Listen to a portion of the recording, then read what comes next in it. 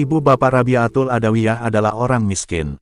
Hinggakan dalam rumah mereka tidak ada minyak untuk memasang lampu dan tidak ada kain untuk membalut badan beliau.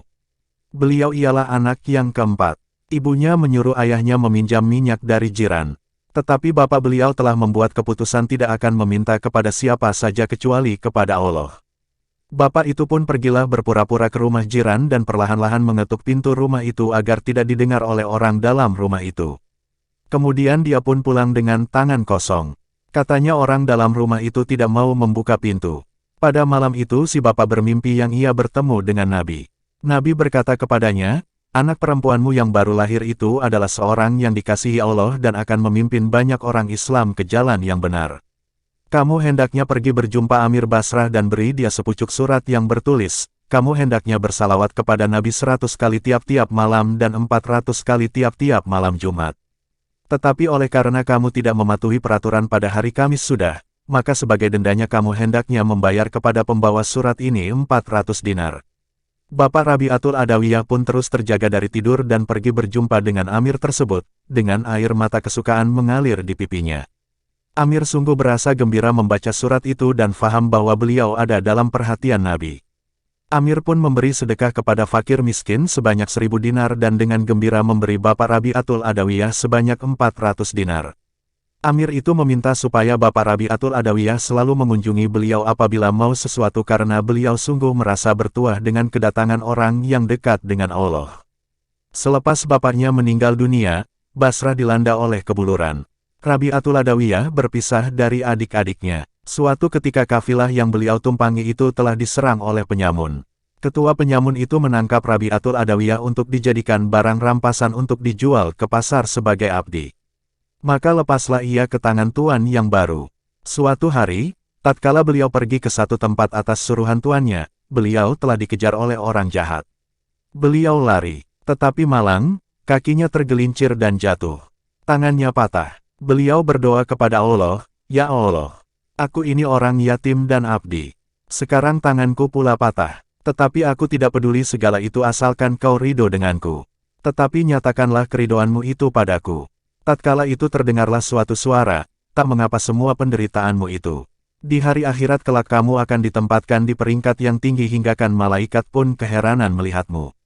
Kemudian pergilah ia semula kepada tuannya. Selepas peristiwa itu, tiap-tiap malam ia menghabiskan masa dengan beribadat kepada Allah, selepas melakukan kerja-kerjanya.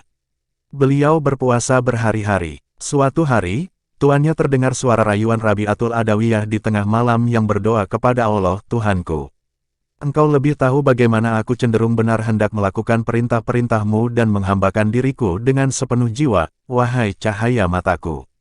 Jikalau aku bebas, aku habiskan seluruh masa malam dan siang dengan melakukan ibadat kepadamu. Tetapi apa yang boleh aku buat karena kau jadikan aku hamba kepada manusia?" Dilihat oleh tuannya itu suatu pelita yang bercahaya terang tergantung di awang-awang, dalam bilik Rabi'atul Adawiyah itu, dan cahaya itu meliputi seluruh biliknya. Sebentar itu juga tuannya merasa berdosa jika tidak membebaskan orang yang begitu dekat dengan Tuhannya. Sebaliknya tuan itu pula ingin menjadi khadam kepada Rabi'atul Adawiyah. Esoknya, Rabi'atul Adawiyah pun dipanggil oleh tuannya dan diberitahunya tentang keputusannya mau menjadi khadam itu dan Rabi'atul Adawiyah boleh menjadi tuan rumah ataupun jika ia tidak sudi boleh ia meninggalkan rumah itu. Rabi'atul Adawiyah berkata bahwa ia ingin mengasingkan dirinya dan meninggalkan rumah itu. Tuannya setuju. Rabi'atul Adawiyah pun pergi. Suatu masa Rabi'atul Adawiyah pergi naik haji ke Mekah. Dibawanya barang-barangnya atas seekor keledai yang telah tua. Keledai itu mati di tengah jalan. Rekan-rekannya setuju hendak membawa barang-barangnya itu tetapi beliau enggan karena katanya dia naik haji bukan di bawah perlindungan siapa saja. Hanya perlindungan Allah Subhanahu wa Ta'ala, beliau pun tinggal seorang diri di situ. Rabi'atul Adawiyah terus berdoa, "Oh Tuhan sekalian alam, aku ini seorang, lemah dan tidak berdaya. Engkau juga yang menyuruhku pergi mengunjungi Ka'bah dan sekarang engkau matikan keledai dan membiarkan aku seorang di tengah jalan." Serta-merta dengan tidak disangka-sangka keledai itu pun hidup semula. Diletaknya barang-barangnya di atas keledai itu dan terus menuju Mekah. Apabila hampir ke Ka'bah, beliau pun duduk dan berdoa, "Aku ini hanya sekepal tanah dan Ka'bah itu rumah yang kuat.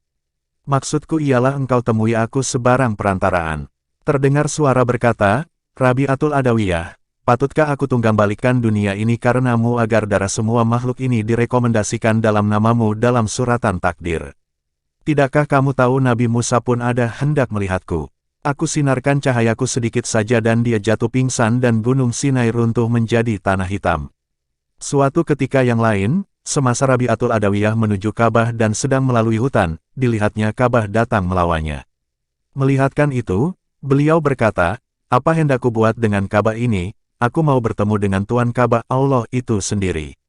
Bukankah Allah juga berfirman yaitu orang yang selangkah menuju dia, maka dia akan menuju orang itu dengan 7 langkah. Aku tidak mau hanya melihat Ka'bah, aku mau Allah. Pada masa itu juga, Ibrahim Adam sedang dalam perjalanan ke Ka'bah.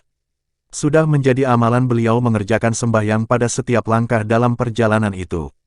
Maka oleh itu, beliau mengambil masa 14 tahun baru sampai ke Ka'bah. Apabila sampai didapatinya Ka'bah tidak ada, beliau sangat merasa hampa. Terdengar olehnya satu suara yang berkata, Ka'bah itu telah pergi melawan Rabi'atul Adawiyah. Apabila Ka'bah itu telah kembali ke tempatnya dan Rabi'atul Adawiyah sedang mengangkat badannya yang tua itu kepada tongkatnya, maka Ibrahim Adam pun pergi bertemu dengan Rabi'atul Adawiyah dan berkata, Rabi'atul Adawiyah, kenapa kamu dengan perbuatanmu yang ganjil itu membuat haru biru di dunia ini? Rabi'atul Adawiyah menjawab, saya tidak membuat satu apapun sedemikian itu, tetapi kamu dengan sikap untuk mendapat publikasi pergi ke Ka'bah mengambil masa 14 tahun. Ibrahim mengaku yang ia sembahyang setiap langkah dalam perjalanannya. Rabi'atul Adawiyah berkata, kamu isi perjalananmu itu dengan sembahyang, tetapi aku mengisinya dengan perasaan tawaduk dan khusyuk. Tahun kemudiannya, lagi sekali Rabi'atul Adawiyah pergi ke Ka'bah. Beliau berdoa, oh Tuhan, perlihatkanlah dirimu padaku. Beliau pun berguling-guling di atas tanah dalam perjalanan itu. Terdengar suara, Rabi'atul Adawiyah, hati-hatilah, jika aku perlihatkan diriku kepadamu, kamu akan jadi abu. Rabi'atul Adawiyah menjawab, aku tidak berdaya memandang keagungan dan kebesaranmu, kurniakanlah kepadaku kefakiran, zahid, yang mulia di sisimu. Terdengar lagi suara berkata, kamu tidak sesuai dengan itu. Kemuliaan seperti itu dikhususkan untuk lelaki yang memfanakan diri mereka semasa hidup mereka karena aku dan antara mereka dan aku tidak ada regang walau sebesar rambut pun. Aku bawa orang-orang demikian sangat hampir kepadaku dan kemudian aku jauhkan mereka, apabila mereka berusaha untuk mencapai aku. Rabi'atul Adawiyah, antara kamu dan aku ada lagi 70 hijab atau tirai. Hijab ini mestilah dibuang dulu dan kemudian dengan hati yang suci berhadaplah kepadaku. Sia-sia saja kamu meminta pangkat fakir dari aku. Kemudian suara itu menyuruh Rabi'atul Adawiyah melihat ke hadapan. Dilihatnya semua pandangan telah berubah. Dilihatnya perkara yang luar biasa. Di awang-awang nampak lautan darah yang berombak kencang. Terdengar suara lagi, Rabi'atul Adawiyah, inilah darah yang mengalir dari mata mereka yang mencintai kami, Tuhan, dan tidak mau berpisah dengan kami. Meskipun mereka dicoba dan diduga, namun mereka tidak berganjak seinci pun dari jalan kami dan tidak pula meminta sesuatu dari kami. Dalam langkah permulaan dalam perjalanan itu, mereka mengatasi semua nafsu dan cita-cita yang berkaitan dengan dunia dan akhirat. Mereka berusaha menyembunyikan diri dari dunia hingga tidak ada siapa saja yang mengetahui mereka. Begitulah mereka itu tidak mau dipublikasikan, disebarkan kepada umum dalam dunia ini. Mendengar itu, Rabi'atul Adawiyah berkata, Tuhanku, biarkan aku tinggal di Ka'bah. Ini pun tidak diberi kepada beliau. Beliau dibenarkan kembali ke Basrah dan menghabiskan umurnya di situ dengan sembahyang dan menyembunyikan diri dari orang ramai. Suatu hari Rabi'atul Adawiyah sedang duduk di rumahnya menunggu datangnya seorang darwis untuk makan bersamanya dengan maksud untuk melayani darwis itu. Rabi'atul Adawiyah meletakkan 2 buah roti yang dibuatnya itu di hadapan darwis itu. Darwis itu terkejut karena tidak ada lagi makanan untuk Rabi'atul Adawiyah. Tidak lama kemudian, dilihatnya seorang perempuan membawa roti dan memberinya kepada Rabi'atul Adawiyah menyatakan tuannya menyuruh dia membawa roti itu kepada Rabi'atul Adawiyah. Rabi'atul Adawiyah bertanya berapa jumlah roti yang dibawanya itu. Perempuan itu menjawab, 18. Rabi'atul Adawiyah tidak mau menerima roti itu dan disuruhnya kembalikan kepada tuannya. Perempuan itu pergi. Kemudian datang semula. Rabi'atul Adawiyah menerima roti itu selepas diberitahu bahwa ada 20 roti di bawah perempuan itu. Darwis itu bertanya kenapa Rabi'atul Adawiyah tidak menerima dan kemudian menerima pula. Rabi'atul Adawiyah menjawab, Allah berfirman dalam Al-Quran yaitu, orang yang memberi dengan nama Allah maka dia akan beri ganjaran 10 kali lipat. Oleh itu, saya terima hadiah apabila suruhan dalam Al-Quran itu dilaksanakan. Suatu hari Rabi'atul Adawiyah sedang menyediakan makanan. Beliau teringat yang beliau tidak ada sayur. Tiba-tiba jatuh bawang dari bumbung. Ditendangnya bawang itu sambil berkata, "Saitan, pergi jahanam dengan tipu-tipumu. Adakah Allah mempunyai warung bawang?" Rabi'atul Adawiyah berkata, "Aku tidak pernah meminta dari siapa saja kecuali dari Allah dan aku tidak terima sesuatu melainkan dari Allah." Suatu hari, Hasan al-Basri melihat Rabi'atul Adawiyah dikelilingi oleh binatang liar yang memandangnya dengan kasih sayang. Bila Hasan al-Basri pergi menujunya, binatang itu lari. Hasan bertanya, "Kenapa binatang itu lari?" Sebagai jawaban, Rabi'atul Adawiyah bertanya, "Apa kamu makan hari ini?"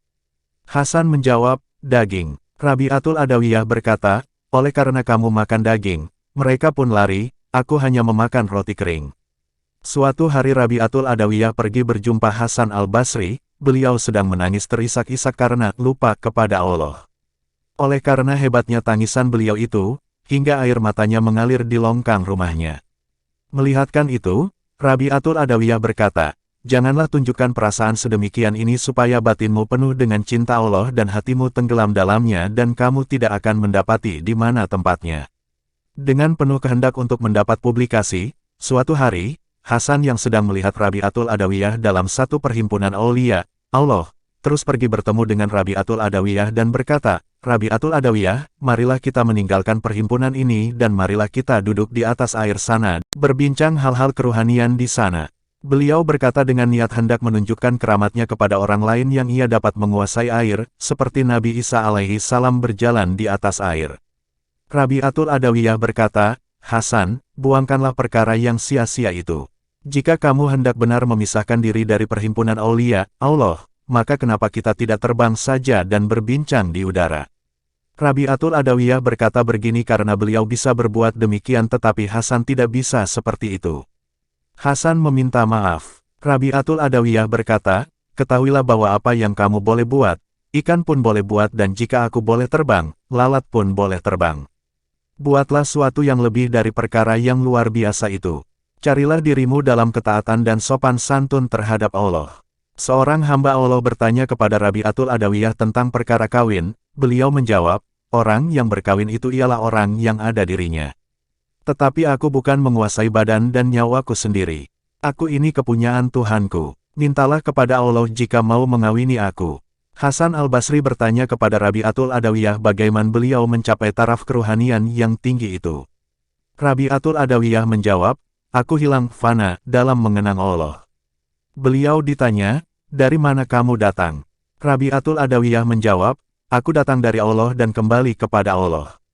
Rabi'atul Adawiyah pernah bermimpi bertemu dengan Nabi Muhammad SAW dan baginda bertanya kepadanya sama ada beliau pernah mengingatnya sebagai sahabat. Rabi'atul Adawiyah menjawab, "Siapa yang tidak kenal kepada Tuhan?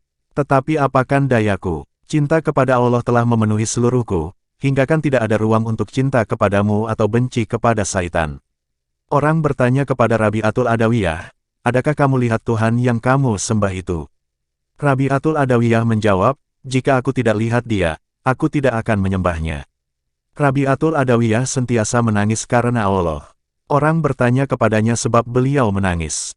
Rabi'atul Adawiyah menjawab, "Aku takut berpisah walau sedetik pun dengan Tuhan dan tidak boleh hidup tanpa dia. Aku takut Tuhan akan berkata kepadaku tatkala menghembuskan nafas terakhir, jauhkan dia dariku karena dia tidak layak berada di majelisku." Allah suka dengan hambanya yang bersyukur apabila ia berusaha seperti mana ia bersyukur tatkala menerima kurnianya, yaitu ia menyadari yang ia tidak sanggup berusaha untuk Allah tanpa pertolongan dan kurniaan Allah. Seorang bertanya kepada Rabi'atul Adawiyah, "Adakah Allah menerima taubat orang yang membuat dosa?" Rabi'atul Adawiyah menjawab, "Itu hanya apabila Allah mengurniakan kuasanya kepada pembuat dosa itu yang ia mengakui dosanya dan ingin bertaubat. Hanya dengan itu Allah akan menerima taubatnya karena dosa yang telah dilakukannya." Soleh Al-Kaswini selalu mengajar muridnya, siapa yang selalu mengetuk pintu rumah seseorang akhirnya satu hari pintu itu pasti akan dibuka untuknya. Satu hari Rabi'atul Adawiyah mendengar beliau bercakap demikian, Rabi'atul Adawiyah pun berkata kepada Soleh, "Berapa lama kamu hendak berkata demikian menggunakan perkataan untuk masa depan yaitu, akan dibuka? Adakah pintu itu pernah ditutup? Pintu itu senantiasa terbuka." Soleh mengakui kebenarannya itu. Seorang hamba Allah berteriak, "Aduh sakitnya." Rabi'atul Adawiyah bertemu dengan orang itu dan berkata, "Oh, bukannya sakit." Orang itu bertanya kenapa beliau berkata begitu. Rabi'atul Adawiyah menjawab, "Karena sakit itu adalah satu nikmat bagi orang yang sangat mulia di sisi Allah. Mereka merasa menanggung sakit itu." Suatu hari Rabi'atul Adawiyah sedang melihat orang sedang berjalan dengan kepalanya berbalut. Beliau bertanya kenapa kepalanya dibalut. Orang itu menjawab mengatakan ia sakit kepala. Rabi'atul Adawiyah bertanya, "Berapa umurmu?" Jawab orang itu, 30. Rabi'atul Adawiyah bertanya lagi, "Hingga hari ini bagaimana keadaanmu?" Kata orang itu, "Sehat-sehat saja." Rabi'atul Adawiyah pula berkata, "Selama 30 tahun Allah menyehatkan kamu, tetapi kamu tidak mengibarkan bendera pada badanmu untuk menunjukkan kesyukuran kepada Allah, dan agar manusia bertanya kenapa kamu gembira sekali dan setelah mengetahui kurniaan Tuhan kepadamu, mereka akan memuji Allah. Sebaliknya kamu, setelah mendapat sakit sedikit, membalut kepalamu dan pergi ke sana kemari menunjukkan sakitmu dan kekasaran Tuhan terhadapmu. Kenapa kamu berlaku sehina itu?" Suatu hari hadamnya berkata, "Tuan, keluarlah dan mari kita melihat keindahan kejadian Tuhan di musim bunga ini." Rabi'atul Adawiyah menjawab, "Duduklah dalam rumah seperti aku seorang dan melihat yang menjadikan, aku lihat dia dan bukan kejadiannya." Suatu hari, orang bertanya kepada Rabi'atul Adawiyah kenapa beliau tidak menyimpan pisau dalam rumahnya. Beliau menjawab, "Memotong itu adalah kerja pisau. Aku takut pisau itu akan memotong pertalian aku dengan Allah yang kucintai." Suatu hari Rabi'atul Adawiyah berpuasa selama 8 hari. Pada hari terakhir, beliau merasa lapar sedikit. Datang seorang hamba Allah membawa minuman yang manis dalam sebuah cawan. Rabi'atul Adawiyah ambil minuman itu dan meletakkannya di atas lantai di satu penjuru rumahnya itu. Beliau pun pergi hendak memasang lampu. Datang seekor kucing lalu menumpahkan minuman dalam cawan itu. Melihat itu, terfikirlah Rabi'atul Adawiyah hendak minum air saja malam itu. Tatkala ia hendak mencari bekas air, tempayan, lampu pun padam. Bekas air itu jatuh dan pecah airnya bertaburan di atas lantai. Rabi'atul Adawiyah pun mengeluh sambil berkata, "Tuhanku, kenapa kau lakukan begini kepadaku?" Terdengar suara berkata, "Rabi'atul Adawiyah, jika kamu hendakkan kurnia dunia, aku boleh berikan padamu, tetapi akan menarik balik darimu siksaan dan kesakitan yang aku beri padamu. Kurnia dunia dan siksaan, aku tidak boleh duduk bersama-sama dalam satu hati. Rabi'atul Adawiyah, kamu mau satu perkara dan aku mau satu perkara lain. Dua kemauan yang berlainan tidak boleh duduk bersama dalam satu hati." Dengan serta-merta beliau pun membuangkan kemauan kepada keperluan hidup ini, seperti orang yang telah tidak berkemauan lagi perkara-perkara dunia ini semasa nyawa hendak bercerai dengan badan. Tiap-tiap pagi beliau berdoa, "Tuhan, penuhilah hariku dengan menyembah dan mengingatmu agar orang lain tidak mengajakku dengan kerja-kerja lain." Rabi'atul Adawiyah ditanya, "Kenapa kamu senantiasa menangis-nangis?" Beliau menjawab, "Karena obat penyakit ini ialah berdampingan dengan Tuhan." "Kenapa kamu memakai pakaian koyak dan kotor?" Beliau ditanya lagi, "Kamu ada kawan yang kaya, dan dia boleh memberimu pakaian baru." Rabi'atul Adawiyah menjawab, "Aku berasa malu meminta perkara dunia dari siapapun yang bukan milik mereka karena perkara-perkara itu adalah amanah Allah kepada mereka dan Allah juga yang memiliki segala-galanya." Orang berkata, "Rabi'atul Adawiyah, Tuhan mengurniakan ilmu dan kenabian kepada lelaki, dan tidak pernah kepada perempuan. Tentu kamu tidak dapat mencapai pangkat kewalian yang tinggi itu karena perempuan. Oleh itu apakah faedahnya usaha kamu menuju ke taraf tersebut?" Rabi'atul Adawiyah menjawab, "Apa yang kamu kata itu benar, tetapi cobalah katakan kepadaku siapakah perempuannya yang telah mencapai taraf dekat dengan Allah dan lalu berkata, akulah yang hak hanya didapati dalam kaum lelaki saja." Satu hari Rabi'atul Adawiyah jatuh sakit. Orang bertanya kepadanya sebab ia sakit. Beliau berkata, "Hatiku cenderung hendak mencapai surga, satu hari yang lampau. Karena itu, Allah jatuhkan sakit ini sementara sebagai hukuman." Hasan al-Basri datang berjumpa Rabi'atul Adawiyah yang sedang sakit.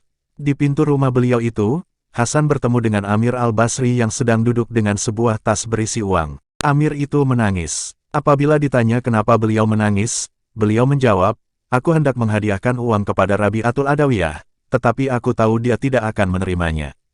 Karena itulah aku menangis. Bolehkah kamu menjadi pengantara dan meminta dia menerima hadiahku ini?" Hasan pun pergilah membawa uang itu kepada Rabi'atul Adawiyah dan meminta beliau menerima uang itu. Tetapi Rabi'atul Adawiyah berkata, "Oleh karena aku telah kenal Allah, maka aku tidak lagi mau bersambung dengan manusia dan tidak menerima hadiah dari mereka dan juga tidak mau memberi apa-apa kepada mereka. Di samping itu aku tidak mau sama ada uang itu didapatinya secara halal atau haram." Sufyan al-Thawri berkata, "Kenapa kamu tidak memohon kepada Allah untuk menyembuhkan kamu?" Rabi'atul Adawiyah menjawab, "Kenapa aku menolak pula karena itu hadiah Allah bagiku? Bukankah salah jika tidak mau menerima hadiah Tuhan? Adakah bersahabat namanya jika mau sahabat itu tidak kita turuti?" Malik bin Dinar pergi mengunjungi Rabi'atul Adawiyah suatu hari.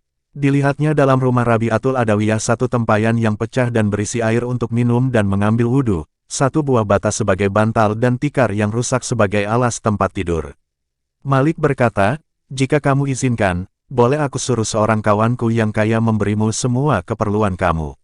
Rabi'atul Adawiyah menjawab, "Adakah satu Tuhan yang menanggung aku, dan Tuhan lain pula menanggung kawanmu itu?